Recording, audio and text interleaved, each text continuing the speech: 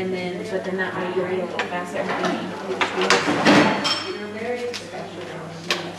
So, knowing that this chair was already pre-measured for him and predetermined for him, usually the first thing that I'll do is I'll go back and I'll measure hip width and seat depth.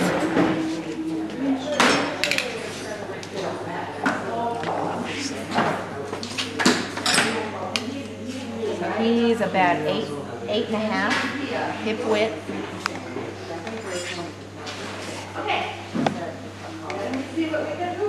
And about 8 seat depth. First, I always remove the whole seat cushion.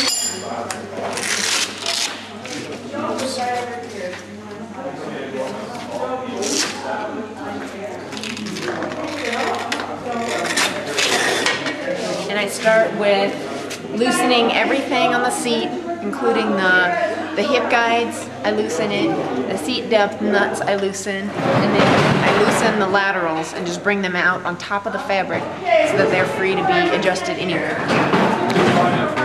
Yeah, we'll do that.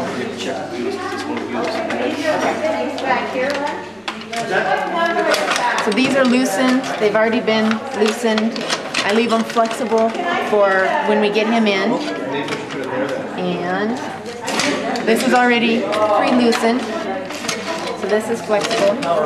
Knowing that his hip width was 8.5, on the inside of these laterals there is a pad, and so usually I'll add about, he was 8.5 hip width, so I add about 1 inch to 1.5 inches when I'm setting these. And then the seat depth, when I'm measuring it, he was 8, so I measure it from the end of the cushion. So this one needs to go back.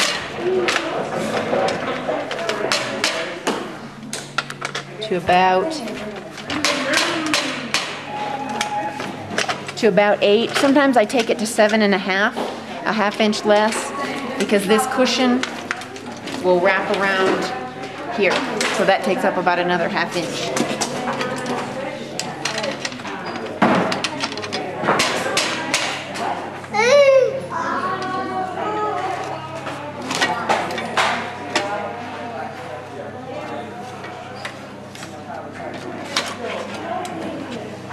So this chair is pretty much at the minimum it can be.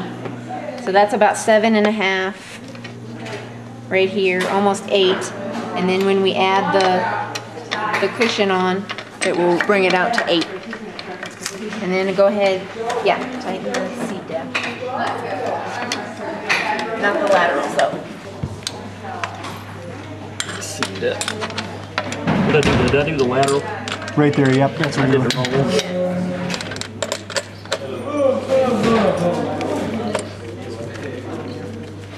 Bingo, got it.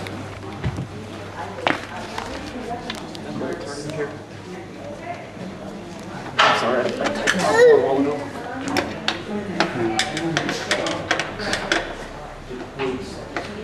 Okay, that's good. He was 8.5. So I'm going to make this about almost 10 to accommodate the padding.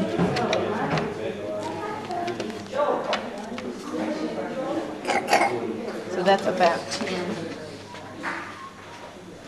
Make sure that it's equal on each side. You don't want one hip guide all the way over and one here to get your 10. You want them.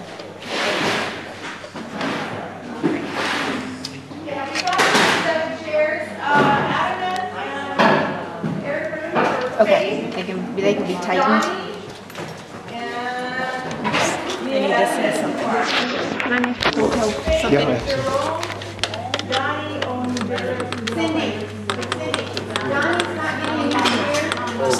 Back fold, and then the front one is up underneath.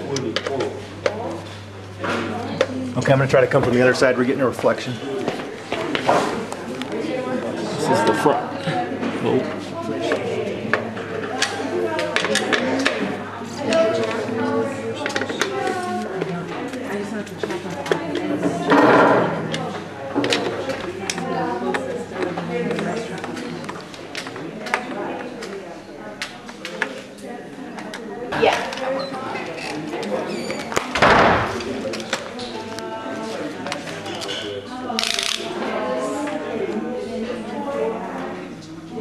that's just a little bit less than 10. So I add 1 inch to 1.5 inches to accommodate the padding. He was 8.5, and I've got about 9 3/4 here. Then I can put the seat on.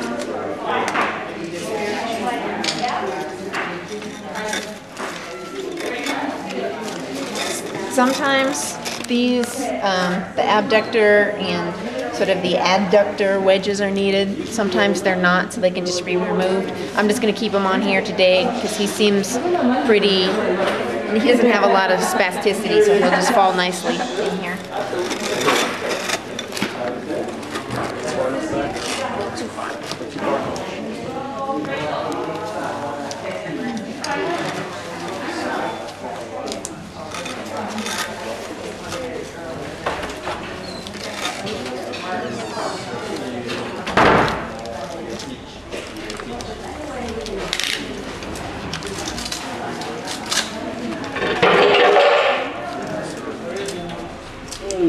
So it ends up being about 8.5, 8 3/4, which is pretty good for him. Generally, I will add a piece of Velcro underneath here to attach this to, simply because I don't think this promotes a good seating posture necessarily. If the kids have really tight hamstrings, they pull their heels here and it slides their pelvis forward. So what I've been doing is just putting a piece of Velcro behind this plate here and then attaching it like that, which we have to do. And I happen to have some.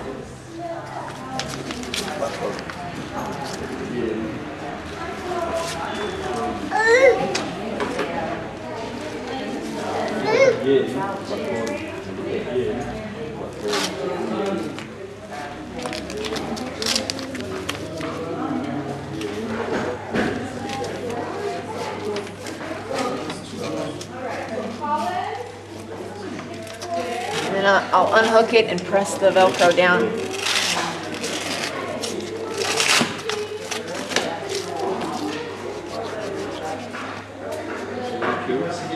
There we go.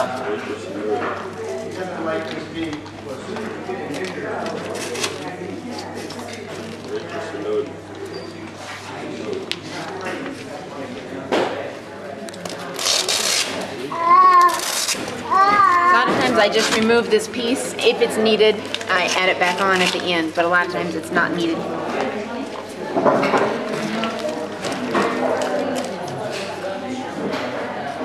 Okay, and check the seat depth one more time.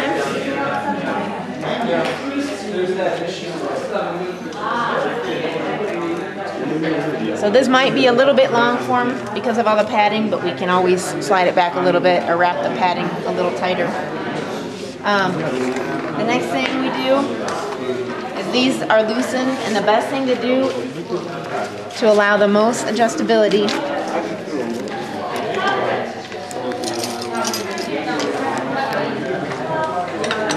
so you loosen them right here.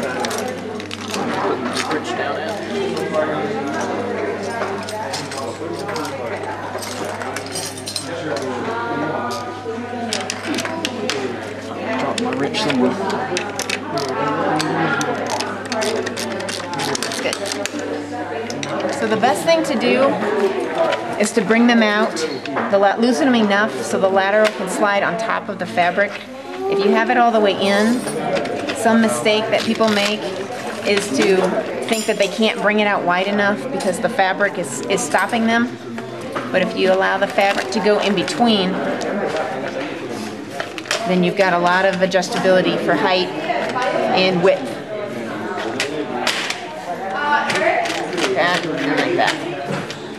Like that. Before you get the child in, a lot of times there have been problems with the wheels being loose, and so we check the wheels. It's not snapping in. Make sure the brake is off. So we gotta adjust it out.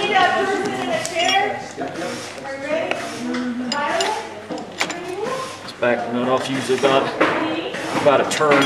Check it again. and that fixed it. With that little snap to come out. It pushes in, that comes out. It's locked. Other side.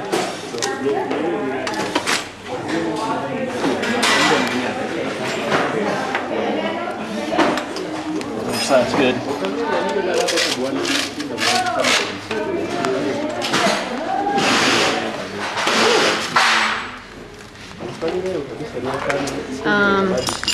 Next thing I'll usually do then is measure the approximate height from the bottom of the seat to the top of the shoulder, and then from here, and then maybe add about an inch, because that's where the about where the headrest will hit. Usually that has to be completely adjusted once the child is in the chair.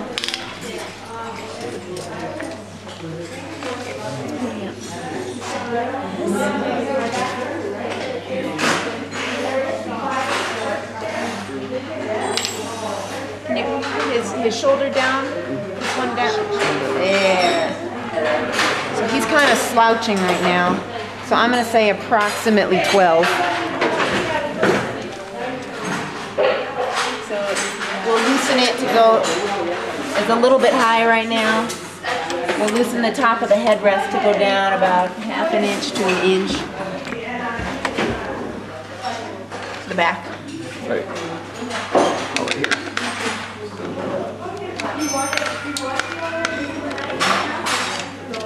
And before the back can be slid down, you have to take the Velcro off right here, so that, and the extra material will come down. I think that bolt's fine.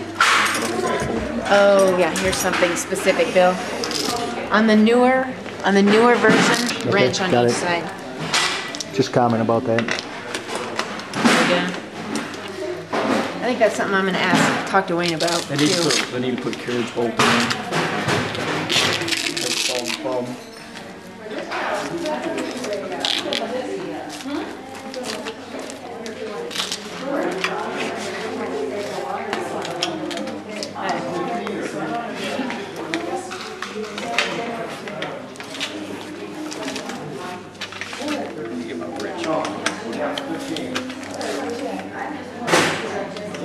Make it about 12 and a half. About there? Down a tad bit. That's pretty good. We'll start here. Okay. Let's see. We can do the foot rest maybe. When I first try the child, I usually tilt the chair a little bit. To do that, you put your foot on the rubber thing here, and you push down so that this unhooks from this bracket. I'll just tilt a few degrees, just so when he's in, he's not falling forward.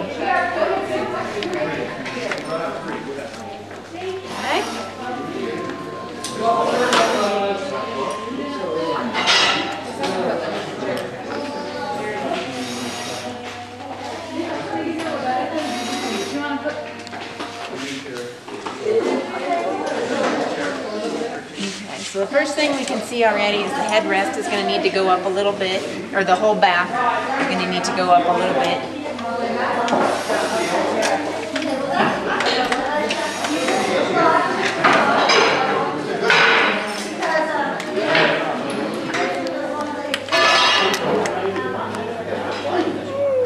About there, Karen?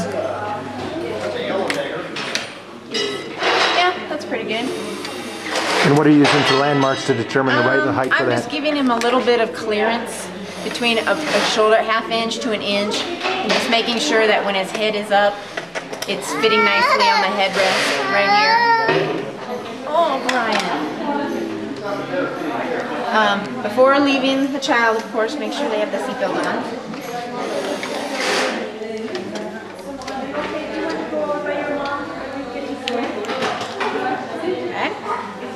So seat depth is pretty good. It might be a little bit long, but I tend to err on the longer side, knowing that they're going to be growing and they're not going to have necessarily someone here to grow the chair for them as readily as we would at home. Next thing, usually then, I'll look at the lateral supports. And the lateral supports, you should leave about 2 fingers below the armpit is where the top of the lateral should come. And then I leave enough space in here that I can just slide my hand easily in and out, because usually the kids will be wearing more clothes than what they're wearing today. So,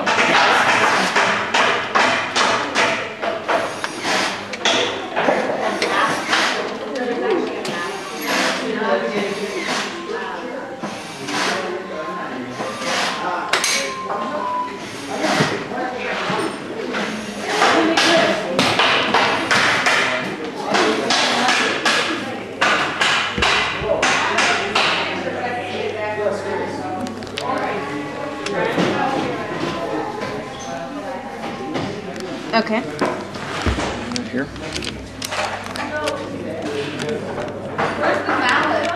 A lot of times it works easier to have someone hold the lateral while they're tightening it so that it doesn't rotate, the bracket doesn't rotate back and forth.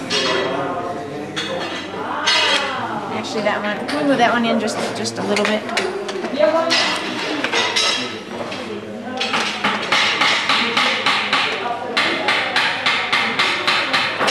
It's too tight on the bottom.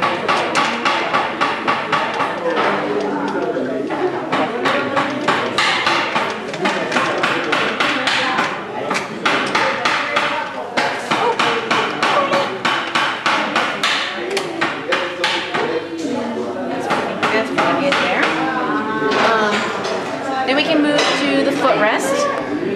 And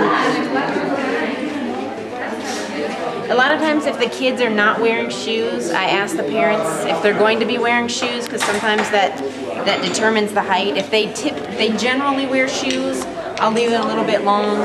If they don't ever wear shoes, I'll just adjust it right to their feet.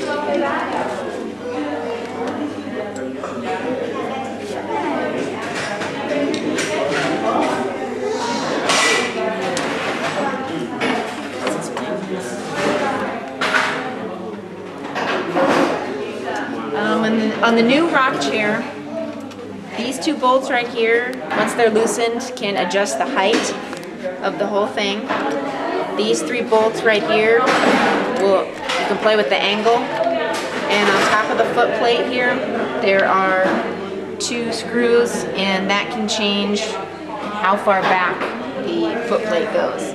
So usually you start with the height. And what I look for here is to have, as much as possible, a 90-degree bend. A lot of kids have hamstring contractures and that's not possible. So we'll start with it right here.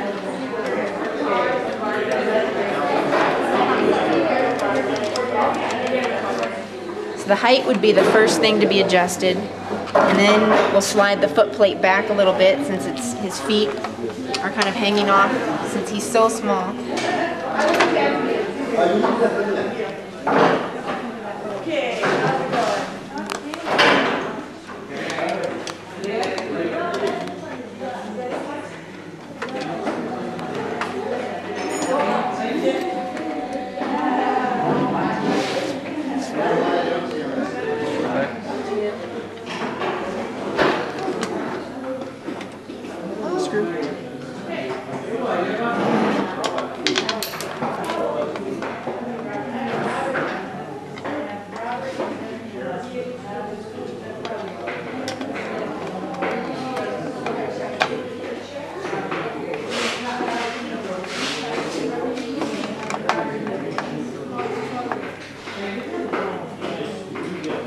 If you look at his feet now, they're now supported even when he's got a 90-degree bend in his knee, approximately. Like I said, this seat depth is a little bit long for him, but this is all cushion, so he's going to be growing here very quickly. So now his feet are completely covered here, and the last thing that I adjust then is the angle.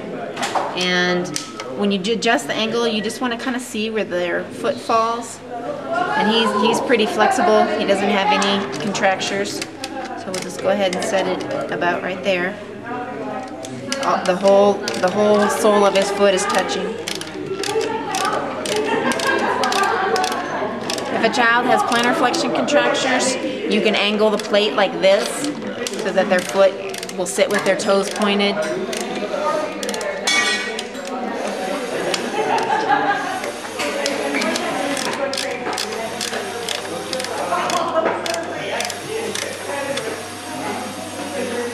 This is the time where you would add this if you needed it.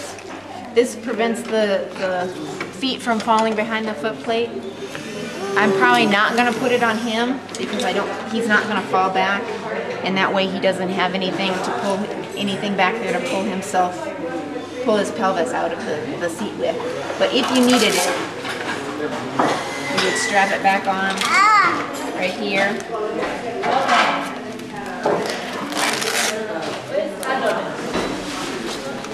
Here, and then you could Velcro it in the back if you needed to. But with him, I'm not going to use this. The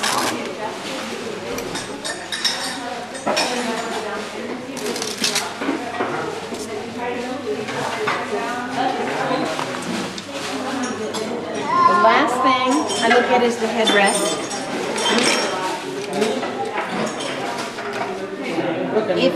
Right now this headrest is pushing his head forward a little bit.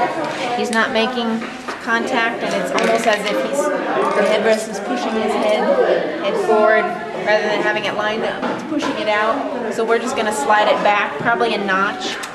And that's common with most of the chairs are set a little bit too forward.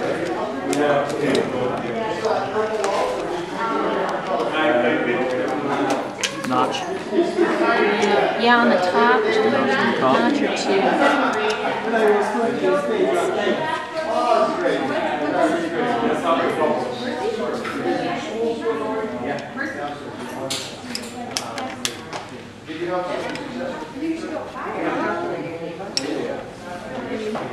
I found that the third notch on the top bolt brings the headrest into a pretty neutral position. So if he was sitting back or was tilted now, he's not having his head pushed forward.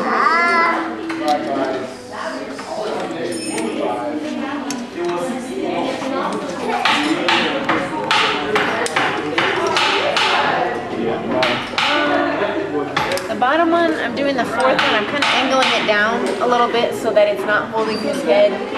Sometimes if the headrest is angled up too much, it pushes them out in extension. So this one I'm angling down a little bit.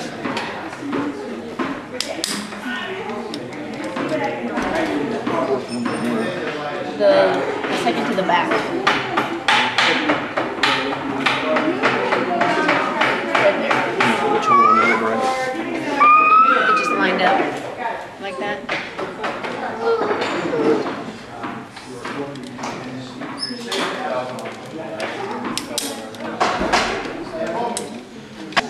Right here. This bolt right here, it seems at times has been loose, so we've just been checking it to make sure that it's tight.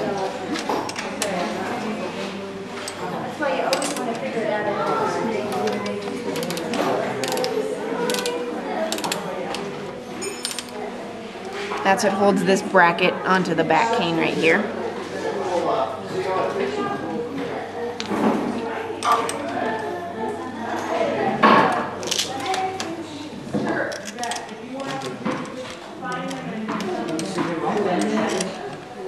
Tighten it.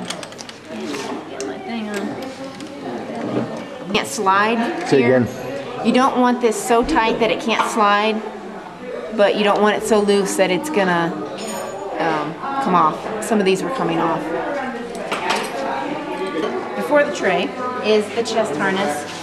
And this, I think an important thing that should be told for the parents with this is not a positioning item. It shouldn't be used to hold the child, to strap the child's chest back and prevent them from moving at all. It should simply be used for safety, maybe if they're going to be going on a rough road or over bumps. Because a lot of times when you put this on there, it's a trigger and it causes the kids to lean forward and hang on it, and then they're not using any of their trunk muscles to sit upright. So I always adjust it to them, but then I usually take it off unless it's somebody who really needs it. But he does. So he's sitting pretty well in this chair, so he's not going to be someone who needs this on a regular basis. And when you adjust it, a lot of these are kind of big for these little kids. I'll usually put the Velcro on first, right on their belly, like this. And kind of hold it there. And the first adjustment that you want to do is the bottom straps. A lot of people err and tighten the top straps first, which brings it up to their neck, and you don't want that. So this always stays right on the belly, and then tighten the lower ones.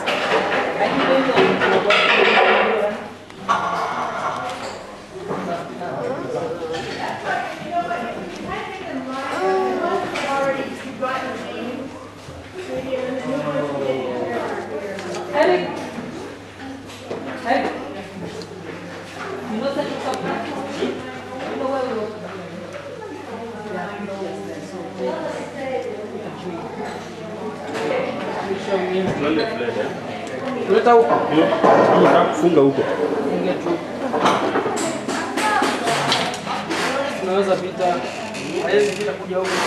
On this, can you get this really close? On this buckle here, once I get it adjusted where I like it, which actually now it's a little tight. Just a little bit.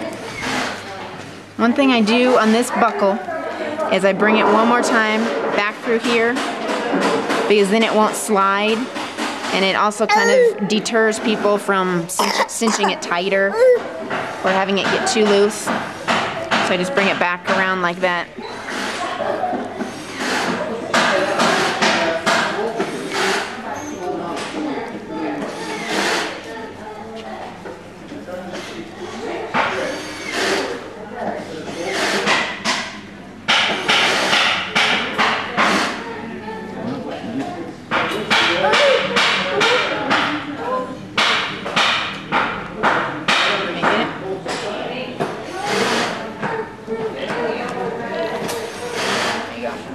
So it's not too tight. I can still kind of stick my hand down here.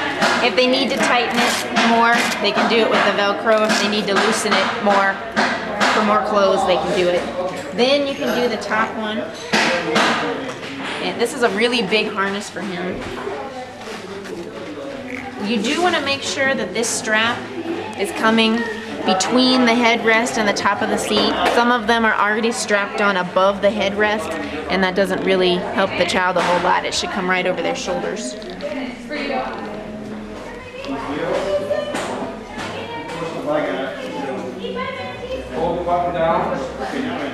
It's so big for him.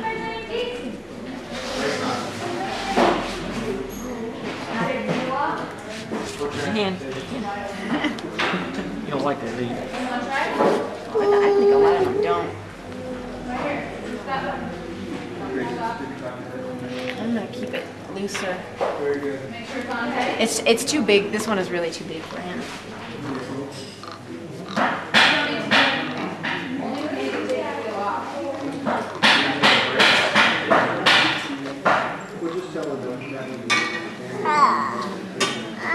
Poorly, Brian. I wouldn't want this on either.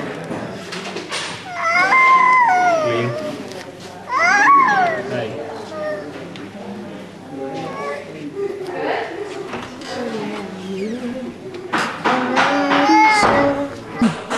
Good. I'm going to take the harness off because I don't think he really needs it. Hey, Brian.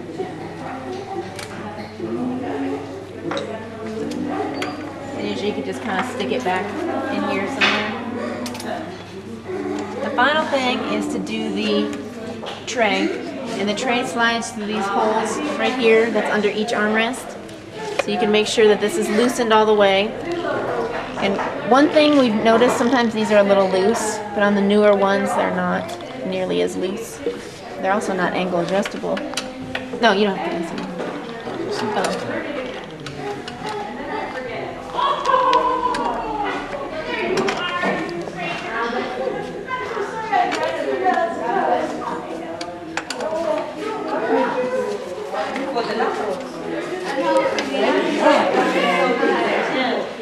And then you just tighten it right here. You want to make sure that there's enough space in here that you can kind of roll your hand in here, but not so much that they can get an elbow to it, like that.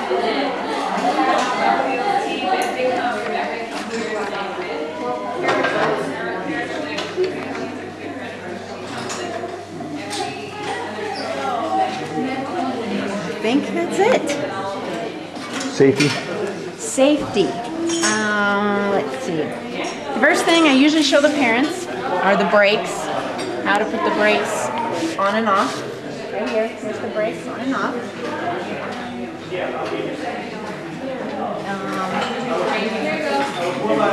To remove, if you need to remove the wheel, you push right here. You can hold the chair. You make sure the brake is off, and you push this button, and the wheel can come off for maybe a matatu, or if you need to transport this in any way. When you put the wheel back on,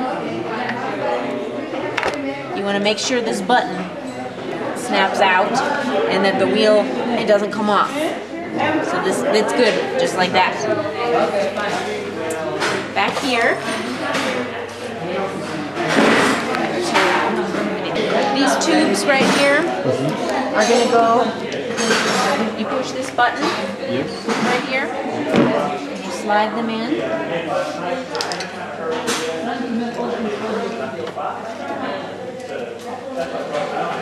And the other button will come out, see it pop up right here? And that one's in.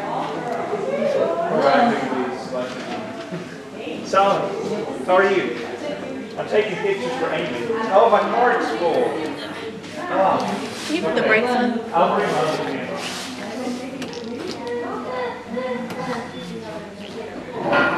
There. You want these to be down when he's sitting, when the wheelchair is sitting, or really anytime. It's safer for these to be down because it will prevent the chair. It won't fall backwards. If you're going to go on a steep hill or rough roads or down a step, you push right here. You can just flip them up to go on the rough roads. You want to do this one? So you just push right here. There you go. Like that. Then when you are done with the rough roads, flip them down. Make sure the button comes in. Till the button. There you go. Just like that. Back here, this rubber handle right here, when you release it, see these holes here? You can pull it down, and you can change the angle all the way up to here. Okay? You want to do this about one time every hour to change the angle a little bit. Because you know, when you and I are sitting and we get tired, we move a lot. A lot of times kids aren't able to do that, so you can do that for them. And you can use your foot like this. Push down until it clicks in there. Okay? The other thing is this bar right here. If you hold it on each side, it will release this one. Pull it up. You can lay down a little bit. Come up to here. The best one for him is this. When you make it go too far, like too far open. Yes. Right now he's about sitting like this. When he's too far back, these laterals, these ones right here, go up too far, and that's not good. Not good. Not good. No. So it's better just to keep it right here. You don't have to worry about this one right here. In the middle is good. This tool right here, you can use. If you have any loose bolts, you can use it to tighten it or adjust it. This handle right here, see how it's pretty tall? If you want to make it shorter, you push it, the buttons on each side, and it can come down, or it can be removed completely. If you push it all the way up, it can be removed completely. Okay. The last thing is when you're going down one step, you want to take the wheelchair backwards. If you're going on a step and you're going down, you don't want the small wheels to go first because then he'll go like that. When you go up a step, you can go forward.